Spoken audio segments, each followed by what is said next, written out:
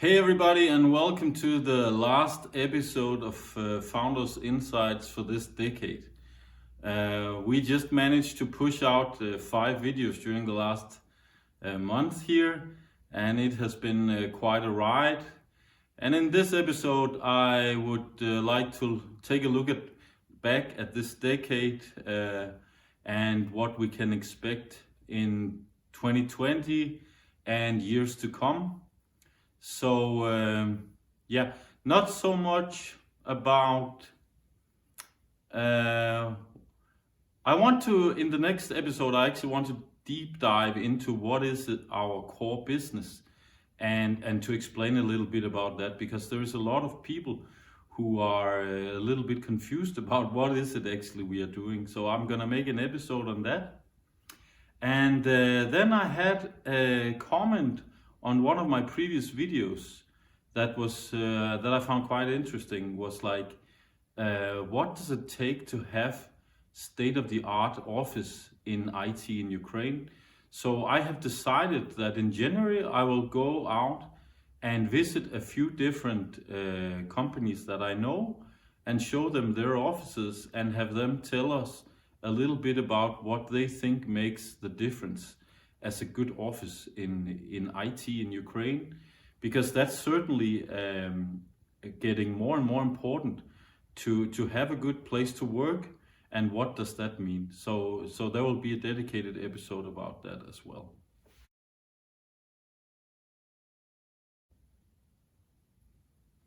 So if you watched my last episode, you know that I was going home for a surprise Christmas for my family. And it was a big success, and a big thank you to my lovely wife for giving me such a wonderful present. And my entire family, they were very, very happy to see me and very surprised, of course. And that was very inspiring and touching and moving to see how much they missed me. But it also seems like they are really getting into what I'm doing, and from my brother and sister, they gave me this book as a Christmas present. It is a book written by a famous Danish entrepreneur who has made a company called Just Eat, which is basically a website or an app where you can order food and across different restaurants. In today's world, it may not sound very high tech, but at the time when he built this company, it was really something else. Of course, a lot of companies has done the same now. Like here in Kiev, we have Uber Eats and we have Glovo and these kinds of services that can basically bring you anything, not just food, but medicine or groceries or whatever you want within 30 minutes. But it was an interesting book, and I will put a link in my description where you can actually order it also in English. What I found most interesting about it was Jesper's story about the early days of the company, how many hours he worked and how much he demanded from his employees and partners. And I would say we have a lot of differences in how we are building companies, and we also have a lot of similarities. One of the things is that Jesper never used funding to build his company. He was growing organically, just like me and Henning are doing in Source Angel. Me and Jesper has been working in the same chain of bars, being barman in a franchise called Crazy Daisy. We grew up not so far from each other, and the difference now is that he is way ahead of me in where he is in his business. Where I'm starting up my first, he's on his third or fourth, and is now more considered a business angel investor that is putting money into other startups. And from his position, he tries to give them good advice on what is the next steps so they can grow on the journey that he had been through in the past. So anyway, it was an interesting book. I read it in less than 24 hours. It's around 300 pages. But as a startup entrepreneur, I can definitely recommend it. If you're not from Denmark, the first part of the book is probably not so interesting. It's from before he's starting up his success company. Before that, he tried a few different things. But yeah, Jesper Buch, great story.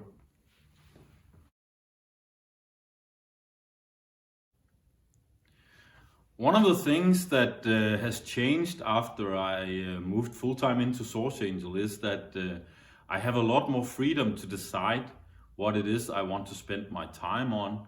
And one of the things that I really enjoy is that I've had the opportunity to come back and do some more coding. So one of my side projects is that I have updated our own website, sourceangel.dk, and put some more content there. So my ambition is, of course, that this channel we will expose on our website, and I want to bring forward more our people and to tell their stories about their experience working with us and their experience working in distributed teams, so that people can start using our website more for knowledge sharing.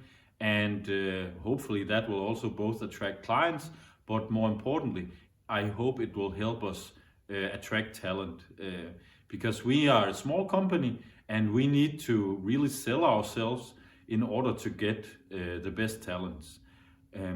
One of the advantages we have is that we are from Denmark, me and Henning, and we have a different management style than they mostly are used to here. And at the size we are still, until we are around 80 to 100 people, we can really keep it as kind of a family business where we know everybody and we know their wives and husbands and children and so on. So we are building all the edges that we can to be an attractive company to work in. And a part of that is to sell our image.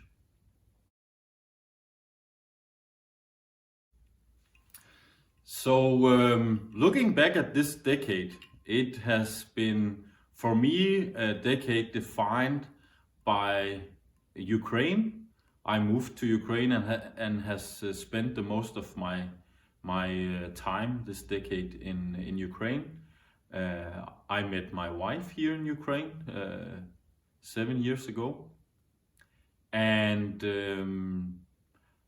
I really grew as a professional, and I feel that I'm equipped now to go into 2020 and the coming 10 years and really harvest from those experiences that I had. And of course, the last year has been super interesting, leaving my secure day job and moving into our own business, paying our own salaries. And it has been a rough last 5 months.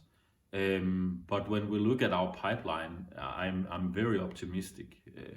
And sitting here on the last day of the year in Ukraine, and as a Dane, it's kind of like the end of the holidays, and from 2nd of January things start moving, and it's the high season, and not any holidays for the coming few months. So really a time to push and to work.